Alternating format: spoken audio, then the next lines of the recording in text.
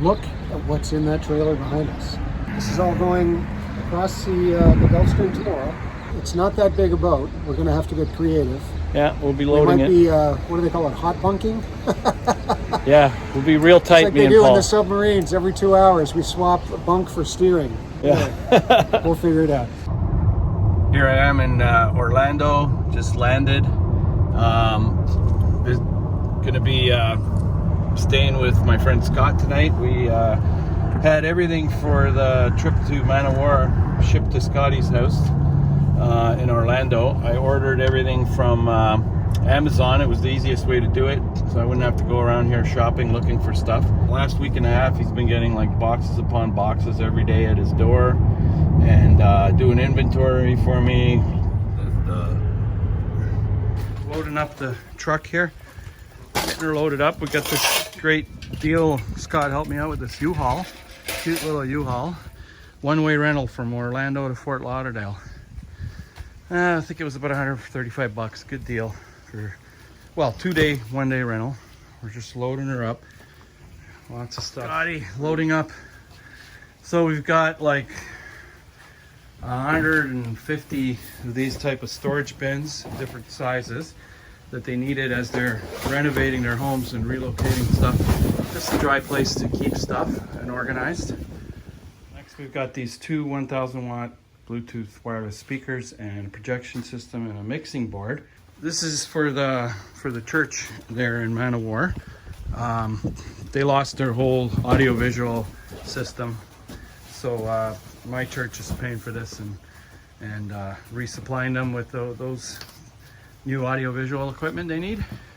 We have some polysporin antibiotic ointment and allergy eye. We turn around for the English side. Relief. I've actually brought those from Canada, that's why it's in French. And some diaphin and chlorophene. These are Benadryl, allergy, something, and powdered dry drink mixes that are, it's like sort of like Gatorade. It's it will replenish your body, and all these boxes and that are comprised of these things going in the truck. Medication type stuff in here, and this special sunblock. Wow. Different laundry detergents. We got like 20 bottles of those.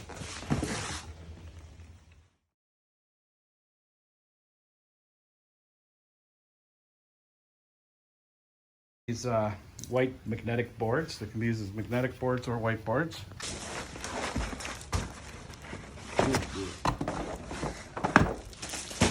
What would I do without you, Scotty? I'm part of the team, Captain. Thank you, bud. AutoZone in Florida. Just picking up some last minute items. The mechanic on the island wanted some of these things: a brake parts cleaner, carb choke cleaner, carburetor cleaner, electrical contact cleaner, degreaser, a bunch of flat tire repair kits, and some shop towels. So hopefully that'll help them repair a lot of the equipment that's gone down on the island and get things rolling. Well, still got a bit more shopping to do and a couple more boxes to pick up, and we'll be ready to go. Just taking a little rest stop here. We're heading down I-95, heading down to Miami to meet Paul and just put some fuel in the U-Haul. Gonna grab something, put some fuel in my stomach and carry on. Driving down the I-95 in the U-Haul, just passing Fort Lauderdale, almost in Miami. The weather's pretty crummy right now, and there's a 15 knot north wind. Not a great conditions for a crossing. I would hope that this clears up in the next day or two. Well, here we are, Paul made it. We're I have a little gift for Paul. We're delivering relief supplies to Bahamas, Manowar and after this hurricane. And Paul's kind enough to let us use his boat and take it there. It's an island that Paul built his boat on for many years. I got a painting of Manowar that was painted by a girl that lives on Manowar Key. That's a little heart there with Buddy Roberts Moore and Paul kept the boat. I love that. Thank you. That's good. Yeah, this is going to be the start of a good adventure. It's Sunday morning. Beautiful sunny day, but we got about 15 knots of wind, a little bit of whitecaps in the harbor here. And there's a shuttle that picks you up here on the mooring, takes you in, but they don't want to come out. It's too windy. And we have a guy that comes around, he lives on one of these boats, and he'll do the run on a canoe, but we're trying to get a hold of him. We want to get back to shore here. We're on a mooring ball. It's our dinghy. Gonna inflate that up and put the boards in on shore, fill up some diesel tanks, some propane, do some grocery shopping, and load the boat. That was the plan today, if we can get off this mooring. It was the plan, but the best laid plans go amiss. Yeah, so just gotta chill out here. Okay, so we brought the boat here to the dock and getting the dinghy ready, pumping it all up. And we're gonna tow it behind us on the crossing the Gulf. Next thing, we're gonna load the boat up. We got this dock here. U-Haul's parked. We just finished shopping here at Publix for our groceries. Look at what's in that trailer behind us. Yeah, so we got all our groceries, About 60 water, boxes of diesel, propane tank, propane tanks. and a pile of boxes and stuff. So this is all going on the boat. This is all going across the Gulf Stream tomorrow. It would take us 3 days, I think, 2.5 maybe, depending on the wind. Yeah, if we go straight through, we probably do it in 36 hours, but we may stop and anchor at night. Then it could take 2.5, 3 days. So we'll see, but it's not that big a boat. We're going to have to get creative. Yeah, we'll be We loading might it. be, what do they call it, hot bunking? Yeah, we'll be real tight, Like me they and do in Paul. the submarines. Every 2 hours, we swap a bunk for steering. Yeah. We'll figure it out.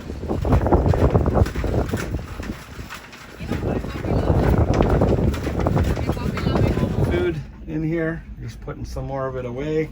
We got this cool fridge freezer, and we got our meat in there, and the Heineken and all the meat at the bottom. And we're just organizing now to figure out where we're gonna put the stuff. Yeah. There's more storage down here. We're going to put the Clamato juice and Tomato juice in there, okay. the extra bags. All right, so the plan now, once we put the remaining food away, it's going to go down here. The rest of this already has food in it. The fridges are obviously full. We're going to take all of the smaller boxes that are going to move around because it's going to be a windy crossing and the boat's going to be on quite an angle for a lot of the time. So we're going to want to fill that V-berth effectively to the top so that there's as minimal movement of the cargo. And I'm gonna sleep here, and Paul might sleep over here. But we're sailing 24/7, so it's really 3 hours on, 3 hours off, or whatever we do. Yeah, and then we got a whole nother cabin back here that we're gonna fill up with things we're transporting. So think of that as the width of a king-size bed, and we can put a ton in there, I think. Yeah. So we have that. That'll give us basically room to cook, a little bit of a living area. So effectively, we're sealing off the front and the of back. the boat. There is also a storeroom back here behind the shower. You can see that door there. Yeah, behind the we got shower. our head and our self-standing shower. We do have a storage room back here, but it's full of our boat stuff, and there's a generator back there. Yeah. That kind of stuff. Okay, here goes the second load of groceries, propane tanks, diesel, and in that bag is some kids' clothes. And then we're coming back for the donated supplies. Walk down this pier. We have a few trips like this going. That's for sure. You exhausted, Paul? I'm tired. Yeah. We probably made 15 trips to the van. You can see it's here. Yeah. It's very heavy. Heavy stuff. Yeah, you're cutting. And there's a bit more in the van, but we're going to see just some storage bins if we can't get them all. I don't think we can get it all in the boat. We're going to get all the important stuff. Yes. And then I got a bunch of these little more storage bins. If we can't fit them on, it's not a big deal. Which they asked for because obviously with the rain, they need places to store valuable goods. But we're gonna now start to ferry this onto the boat. Yeah. before Paul dies. No, I won't die. My Apple Watch tells me I've hit my motion and my exercise goal for the day. So Well, there you go. And we've even had some people giving us donations on the there was dock. a lady on the dock, and I was telling everyone what we're doing, and just put money in my pocket. Yeah. All right, let's get to work before the sun goes. Loading at about 3. It got dark at 6:30, and we were still loading at 7:30. I don't know how many boxes, Ed. I know we walked 14,000 steps up and down the pier, probably 70 boxes. And had to strategically load it, obviously, to balance the boat. Ed's going to show you in a minute where it's all gone. I'm shocked that it fit, to be honest. Paul couldn't believe we fit all that in the boat, but so back here is a king-size bed that goes way back there. I think you saw from the earlier shot, and we put all the heavy boxes on the ground and the lighter stuff on the bed. It's loaded up good. These we couldn't fit in the cabins. They wouldn't even get through the door. But we got some large storage bins, and we got about 70 of these smaller storage bins.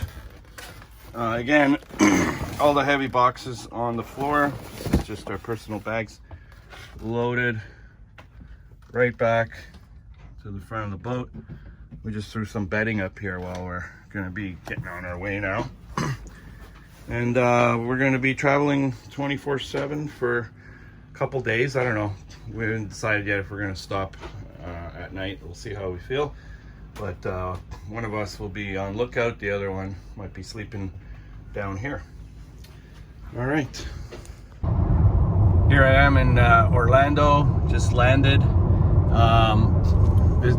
Going to be staying with my friend Scott tonight. We had everything for the trip to Manowar shipped to Scotty's house in Orlando. I ordered everything from Amazon. It was the easiest way to do it, so I wouldn't have to go around here shopping looking for stuff. Last week and a half he's been getting like boxes upon boxes every day at his door, and doing inventory for me, organizing it all, organized a U-Haul rental for me. It's been great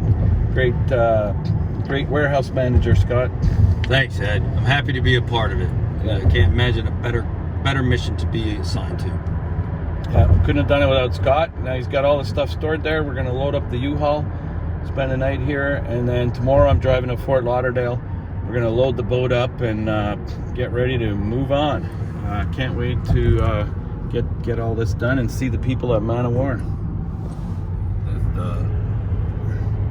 So when I was talking to Charmaine from Manowar, I've been in touch with her for the last month and a half as we've been queuing up this mission.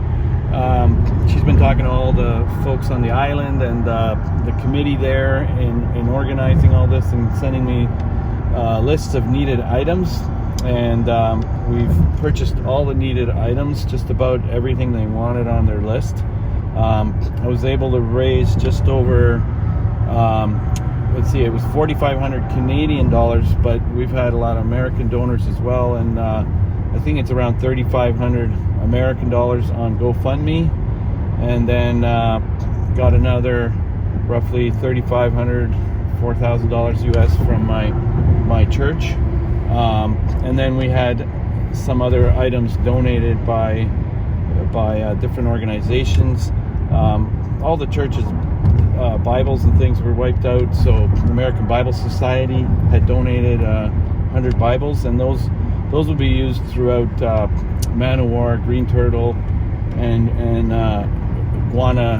Great Guana Key.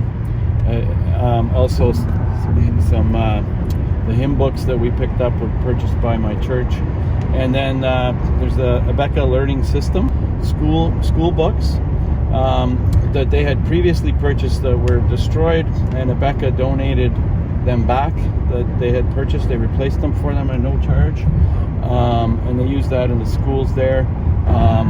And also we put in another order of about $1,300 more additional Abeka books that we were paying for the local school there on Manowar. And just to remind you folks, Manowar is a separate island on a little key actually, and it's just a stone's throw from Marsh Harbor and Abaco.